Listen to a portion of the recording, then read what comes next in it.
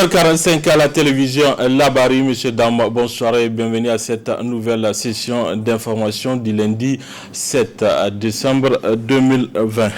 Les membres du bureau politique national des coordinations régionaux et départementaux du PPNU Saoui, le Parti du Progrès pour un Niger uni, ont apporté hier dimanche 6 décembre leur soutien au président du MPR Jamhouria Albade Abouba. Ils ont tenu de l'accompagner pour les présidentielles du 27 décembre prochain.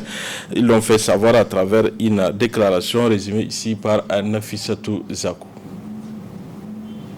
Le charisme de Albade Abouba continue de germer dans le cœur des politiciens.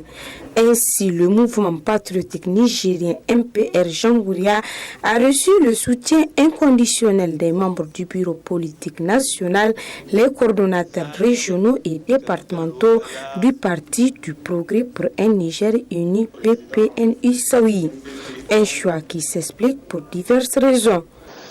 Vu la décision unilatérale du président du parti de ne pas se présenter aux élections présidentielles, malgré son investiture lors du congrès tenu le 12 juillet dernier, vu le comportement inflexible du président du parti à se plier aux décisions de la majorité dans la marche du parti, vu le manque avéré de moyens d'action et le refus du président de ne ni considérer cet état de fait, ni de prendre en compte les alternatives proposées par la majorité des membres afin d'y remédier, décidons, à compter de ce jour, dimanche 6 décembre 2020,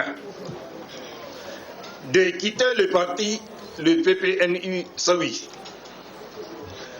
d'apporter notre soutien au président M.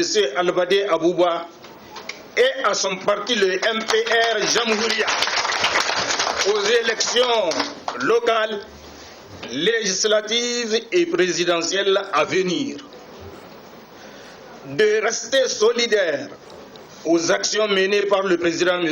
Albade Abouba et d'œuvrer pour une victoire éclatante aux élections du 27 décembre prochain au profit du parti MPR Jamhouria. C'est à bras ouverts que le MPR Jamhouria accueille leurs nouveaux alliés tout en réaffirmant d'honorer leur engagement pris aux nouveaux adhérents. MPR Jamhouria, nous considérons qu'il n'y a pas de petit parti, qu'il n'y a pas de petits militants. Bon Dieu, un parti qui peut mobiliser autant de monde. Des responsables de parti qui peuvent mobiliser autant de monde, alors que la décision a été prise mercredi, qui peuvent faire venir de DIFA. Et pour votre information, ce sont eux qui ont décidé de prendre en charge l'hébergement de leurs responsables venus de l'intérieur. Je pense qu'il n'y a pas meilleure preuve d'engagement. Nous saluons ce acte et nous l'accueillons avec fierté et satisfaction. Au nom du président Alhaji Albade Abouba, je parle de l'engagement que le président instruira toutes les structures régionales qui instruiront les structures départementales et communales pour que vos responsables au niveau de ces niveaux, au niveau de ces régions, des départements et des communes, soient rapidement intégrés dans notre machine électorale pour que la mise en cohérence se fasse pour une mutualisation efficace de tous nos efforts. Pour rappel, c'est déjà une quarantaine de partis politiques qui ont accordé leur confiance au président du MPR Jamhouria Albade Abouba pour ainsi l'accompagner vers une victoire éclatante aux élections présidentielles du 27 décembre prochain.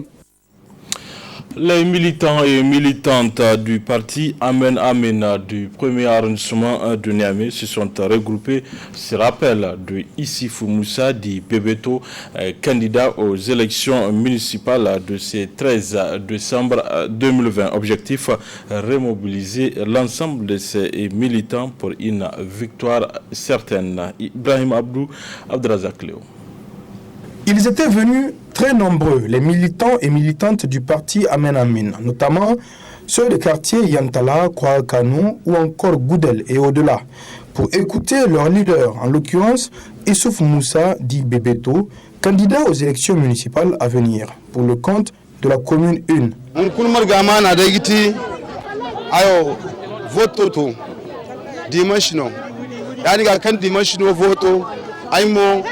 Pour dimanche, une semaine d'avance, comme dans 26 bureaux. Un président et le président de Kulche, Imoka, Aïm Dimot Kankina, Ininge Goteda. Tubarikal Machallah, Jamar Kankinka, Agimon de Kam vraiment bureau Warakindi Gunida. Oh, on sait que vous avez un mono can dire qu'on est vote au Hane, Matakan de Kayakine, Ingene Baim Pogadella dans China, Fota. Dire qu'on est dimanche. Voilà, mais Amé, il me fata, il me donne Nia, il me donne la dans China. Zama, de voilà Ningba Aïe, Kulu, la dan no Nigba. Yard Gaman, Tefotano, Burakogidan, Montefotamono, bureau de vote. Ces leaders n'ont pas manqué d'exprimer leur satisfaction et gratitude envers leurs militants. Ça me fait vraiment plaisir de voir que M. Bebeto est un grand militant de Amen Amen et qu'il a vraiment pu mobiliser tout ce monde-là. Vraiment, je le félicite. Vraiment, je lui dis bravo. Parce que les gens étaient là depuis 16 heures et jusqu'à maintenant, on est aux environs de 19 heures. Les gens n'ont pas bougé. Et ils sont toujours à son attente. Moi, je me dis que vraiment, ce genre de mobilisation, quand la personne n'est pas avec toi, vraiment, elle ne peut pas supporter cette attente-là. Je souhaite surtout la réussite, beaucoup de réussite pour Amen Amen.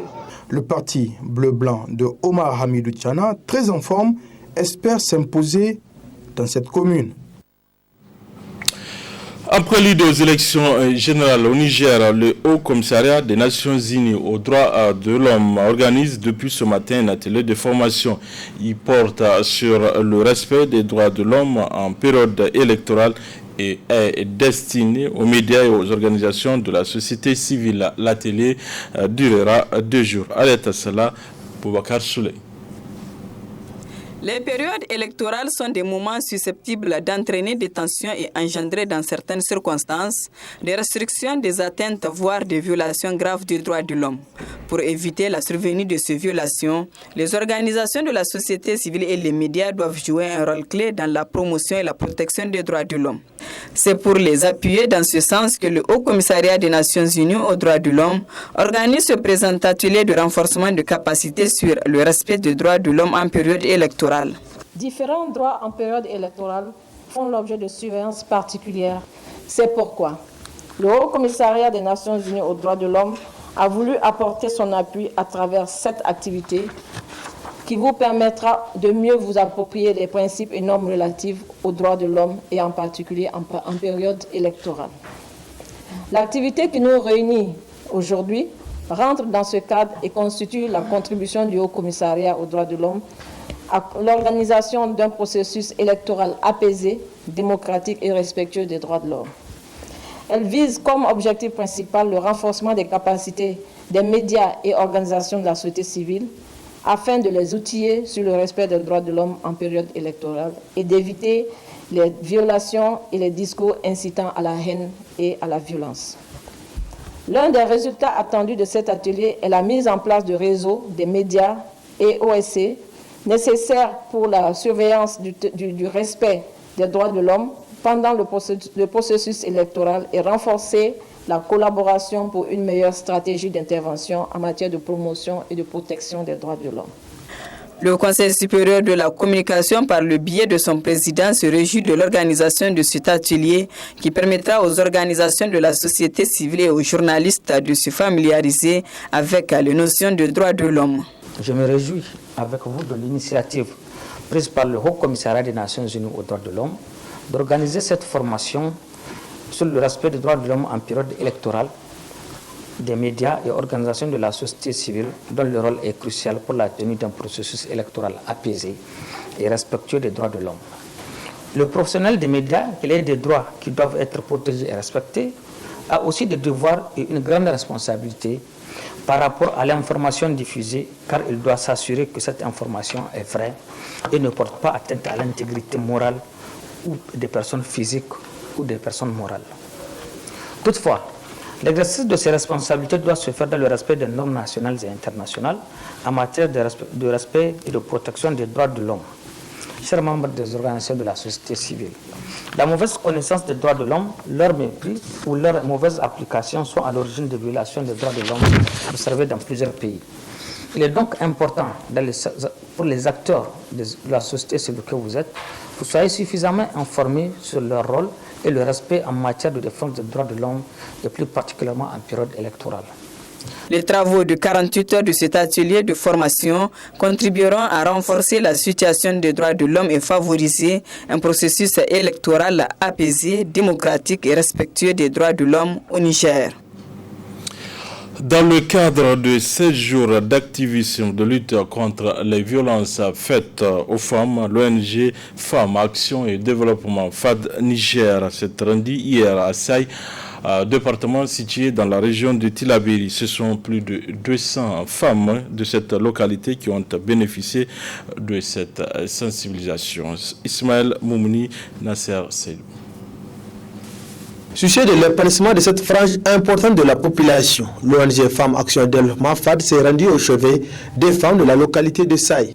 Cette activité vise à sensibiliser davantage ces femmes sur les voies de recours en cas de violence à leur égard. Nous sommes venus à Saï pour sensibiliser plus de 200 femmes sur les violences faites aux femmes et les voies de recours.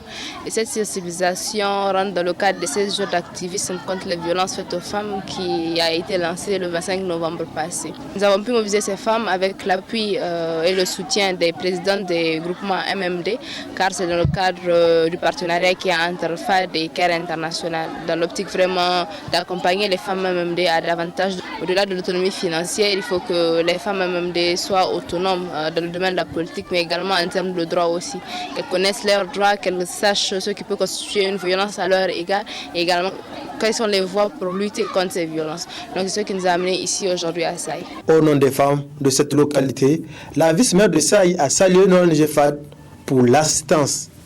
Nous remercions vivement l'ONG FAD d'avoir choisi notre département, plus particulièrement la commune urbaine de Saï, pour venir sensibiliser. Donc l'ONG FAD a l'habitude de le faire parce qu'elle est à train même d'accompagner les femmes dans ce cadre. Donc nous avons vraiment eu des personnes aptes pour faire passer le message. Les femmes ont compris. Les femmes ont posé des questions auxquelles donc ils ont pu avoir des réponses appropriées. Il y a donc des choses qui déjà marquaient les femmes, elles ne savaient pas comment faire pour avoir connaissance. Maintenant donc aujourd'hui grâce à l'ONG FAD qui a choisi les acteurs qu'il faut pour répondre aux questions qu'il faut. Donc depuis ce matin nous sommes là, on a été très bien sensibilisés. On a aussi en retour donné des choses qu'il faut pour donner le vrai sens au thème même qu'ils ont choisi, parce que c'est vraiment un thème d'actualité qui est partout dans le Niger et plus particulièrement dans notre commune aussi. Les mariages précoces se font régulièrement, les mariages forcés aussi n'en parlons pas, mais j'espère bien que ce qui s'est passé ce matin fera en sorte que ça va être diminué. Après Saï, la délégation de l'ONG FAD s'est rendue à la rive droite pour là également sensibiliser la population de l'arrondissement communal Niamey 5, toujours dans le cadre de 16 jours d'activisme contre les violences faites aux femmes. Cérémonie officielle de tirage au sort pour déterminer l'ordre de passage des partis politiques et candidats sur les médias publics pour les élections législatives du 27 décembre prochain. C'était cet après-midi à la Maison de la Presse et en présence des représentants des partis politiques sous la supervision des grands témoins et du Conseil supérieur de la communication. Ismaël Moumouni, Aboubakar Souley.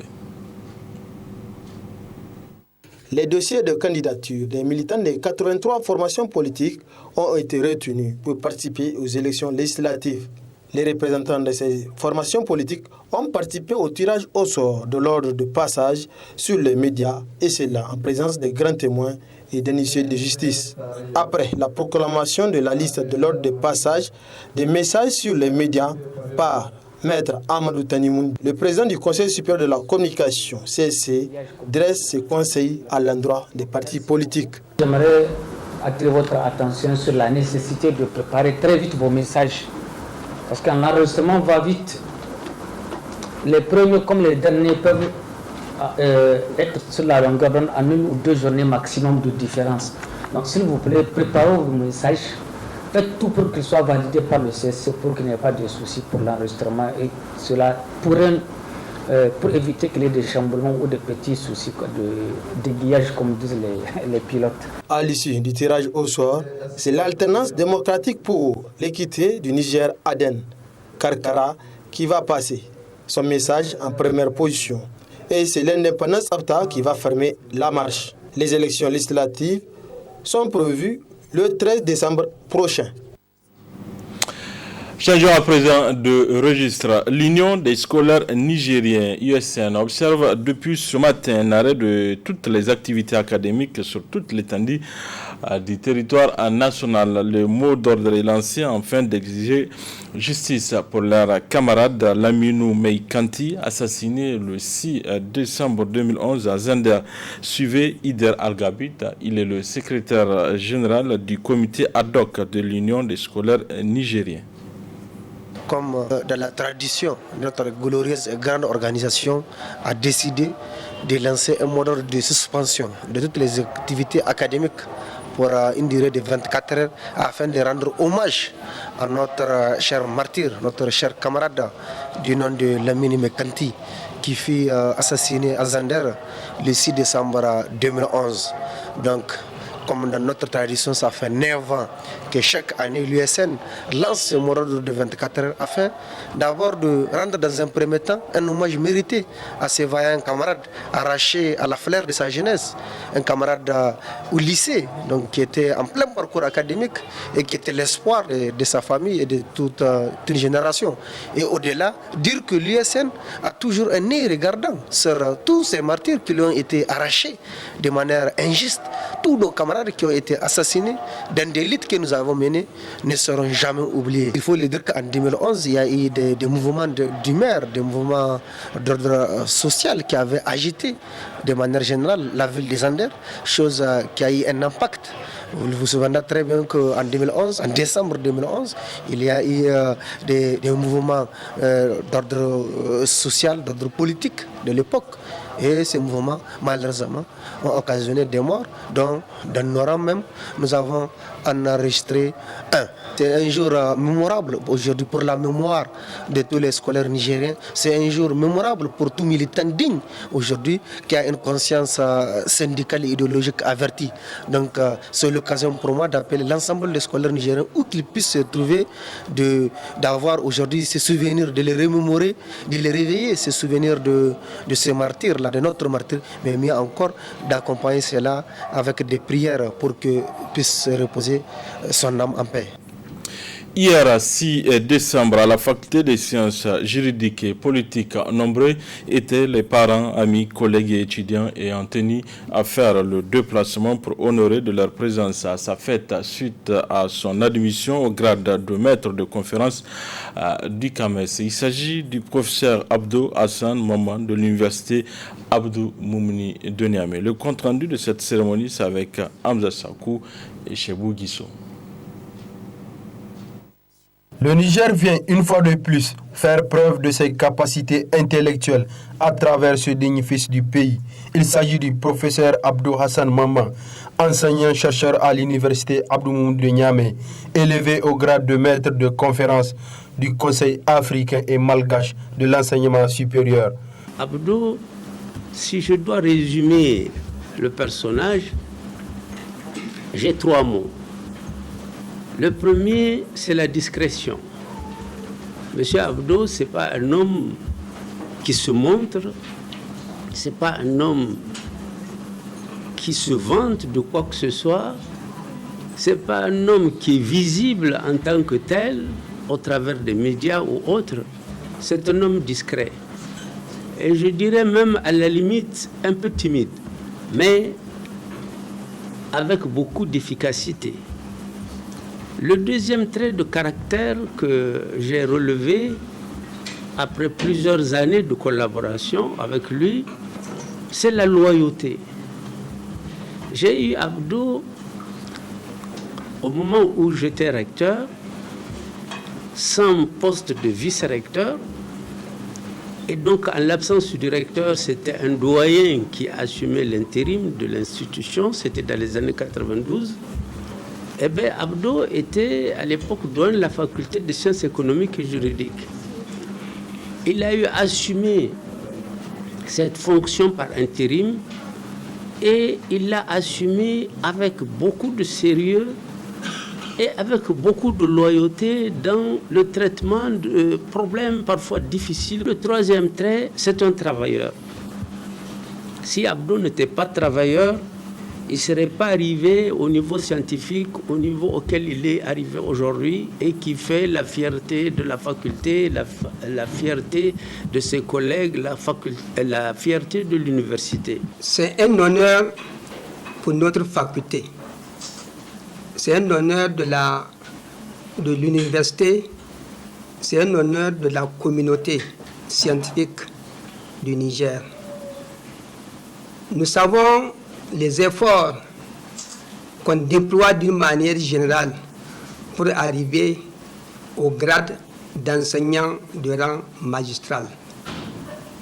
Je salue particulièrement le parcours de mon collègue, le doyen Abdou.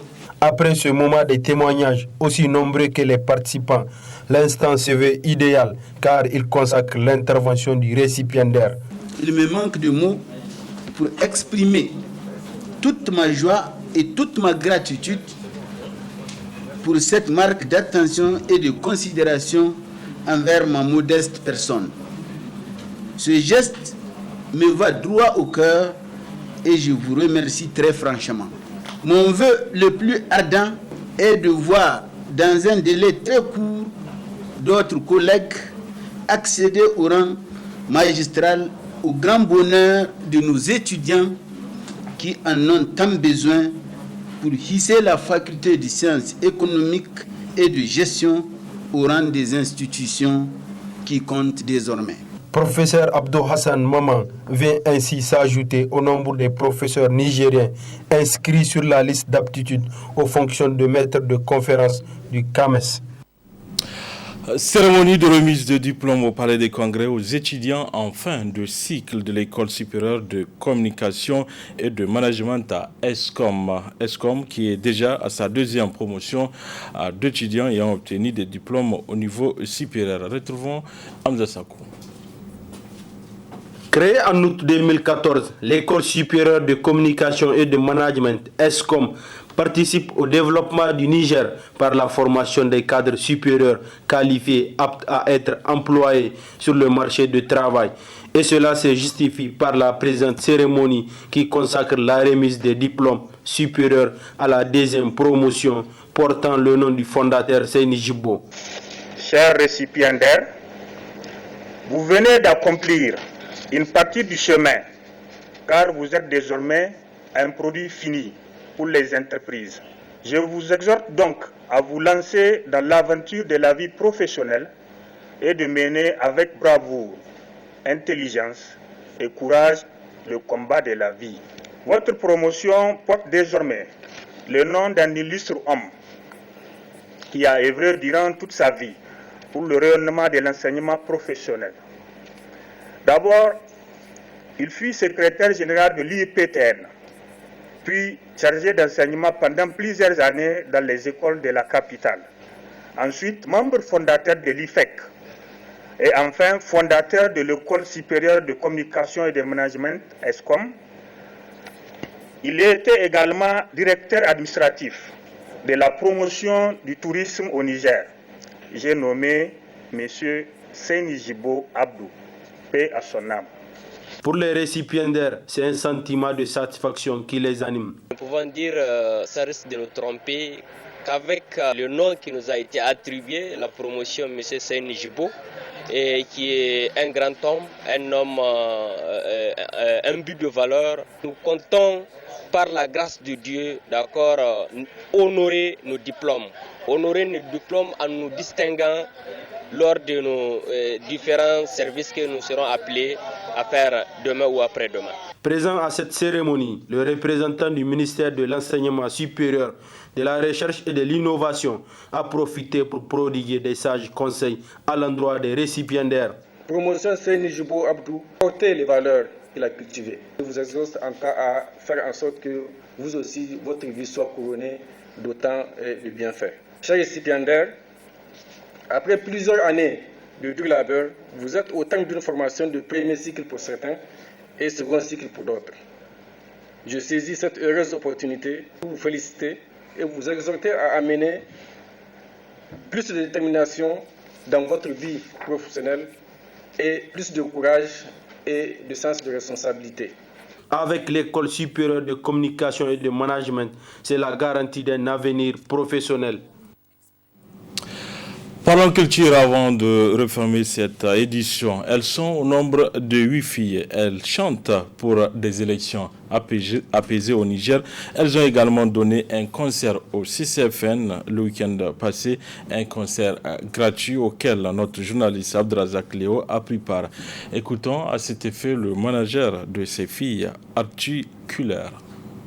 Le projet Son Niger, en fait, c'est un concept musical qui réunit 8 artistes femmes, des jeunes artistes qui évoluent notamment dans le domaine du chant, du rap, mais aussi du slam. Alors, le concert Son Niger pour des élections apaisées au Niger, en fait, est un projet musical que nous avons mis en place, la structure Artist Records, en partenariat bien sûr avec le studio audiovisuel Wolf Music, mais aussi le studio audiovisuel Magica. Nous sommes concertés pour créer en fait un concept qui puisse permettre de rassembler les Nigériens autour de l'idéal de paix. Et oui, bien sûr. Et c'est dans ce contexte en fait que nous avons eu à porter le projet auprès de l'ambassade de France à travers un appel à projet qui s'appelle Expression citoyenne.